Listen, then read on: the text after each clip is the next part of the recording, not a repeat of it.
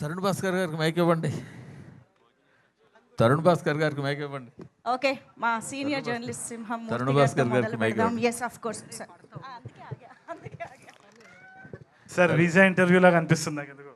అదే కాదు, గాయపడ్డ సింహం అంటే వీసా కోసం గాయపడినట్టు అనిపించట్లా, వీసా కోసం గాయపడినట్టు అనిపించట్లా, వరుస పెట్టి బాక్స్ ఆఫీస్ ఫైట్ చేస్తున్నారు సక్సెస్ కోసం అని గాయపడ్డ సింహంలాగా అనిపిస్తున్నారు. సార్ మీరు అదే అంటున్నా, సక్సెస్ అన్నది చాలా రిలేటివ్ థింగ్ సార్.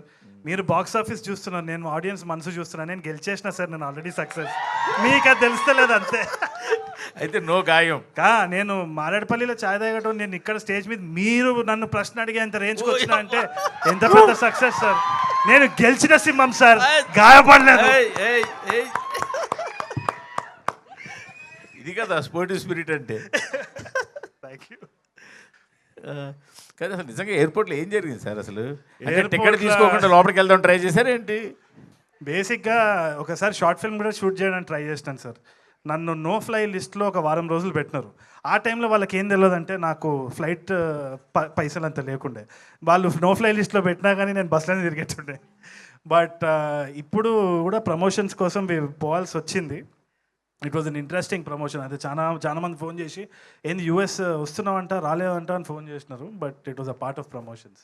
అంటే ఎలాగ రిజెక్ట్ అక్కడ దాకా వెళ్ళి వచ్చారా, లేకపోతే టికెట్ లేకుండా అక్కడికి వెళ్ళి ఏదో పాత టికెట్ చూపించి రిజెక్ట్ అని ఆ టైప్ ఏదో చేస్తావు, ఒక ప్లాన్ వేసుకొని వెళ్ళవు. ఫస్ట్ ఫ్లోర్ నుంచి వచ్చి మళ్ళీ అరైవల్ సెక్షన్లో మెగ్డీలో కూర్చొని ఒక వీడియో తీస్తాం అంతే. భాస్కర్ గారు, అంటే మూసేద్దాము అని అన్నారు కదా, యా. అంటే మళ్ళీ ఎందుకు చేయాల్సి వచ్చింది? అంటే మీరు డైరెక్టర్గానే మిమ్మల్ని ఎక్కువ చూడాలనుకుంటున్నాం మేము. Correct.